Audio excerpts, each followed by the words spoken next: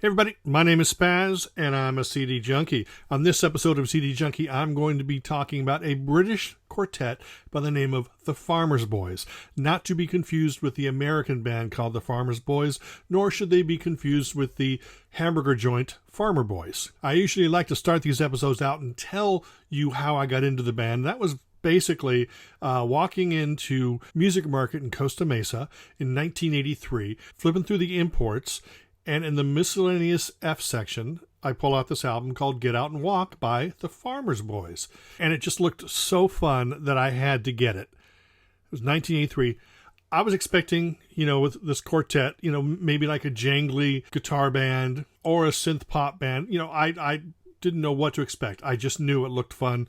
And so I took it home, put it on the turntable, and it wasn't anything like what I expected, but it was everything that I needed.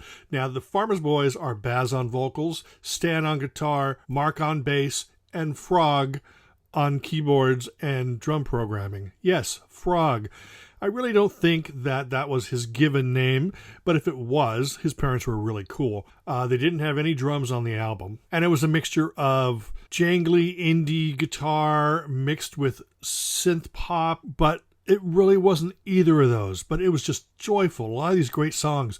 Now, Baz, the vocalist, kind of reminded me in a way of Edwyn Collins during the Rip It Up Orange Juice days, but he crooned a little bit more than Edwyn did. And boy, it was just fantastic. I mean, songs like More Than a Dream, Wailing Wall is one of my absolute favorites. For You, Matter of Fact, these great, great, great songs. It was fun. It was pop. It was rock. There were songs that sort of slanted towards, old country. They were trying tons of different things, and they were doing it without taking themselves too seriously. Now, the original album that I bought came with a bonus 12-inch that had extended mixes of about, I think, 3 or 4 songs, whatever.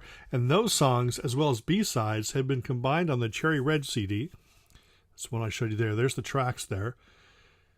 And it even has the non-album single, Muck It Out, which I couldn't stand back in those days, and I didn't listen to it for years. But when I went back and re-listened to it again, I fell in love with it. They're quirky. They're unique. They don't sound like anybody. They were just a fun band, out to have a good time, and they wrote great songs. The lyrics were smart yet funny, and you could tell that they were having a great time making this album, or at least that comes out in the recording. But Get Out and Walk came out in 1983. An absolutely stellar album, and highly recommended for anybody who likes the idea of a quirky band that mixes indie guitar jangle with keyboards and synthesizers, and it just comes out as just great, great, great music. I was such a big fan of this, and my high school friend Matthew went and studied overseas for a year. And when he came back, one of the first times I saw him, and this was probably 84 maybe, he said, "You got to hear this particular band." He says, "I was reading in NME or Melody Maker that the singer of this band sounded a lot like the guy from the Farmers Boys." And guess what album that was? It was the first Smiths album. I can see why a music journalist would make the comparison. I'm just showing you this because this is the album that my friend Matthew introduced me to because he knew that I liked the Farmers Boys. Now, I love the Smiths, but I love the Farmers Boys more. Sorry, Moz. Now, everything was quiet in the Farmers Boys camp for about a year or two, but then out came a few singles, and then their second album in 1985 called With These Hands. This was a huge leap forward. It had the same 4 guys, but they added a drummer, bigger production. Bruce Woolley produced half of the album, by the way. Mark Freegard, I think, produced the other half. And it is just jam-packed with these wonderfully great tunes. They're still quirky. The drum programming is gone for the most part. It seemed like maybe the label was pushing them in this direction, but this was the best direction for them because everybody would complain if the second album sounded just like the first.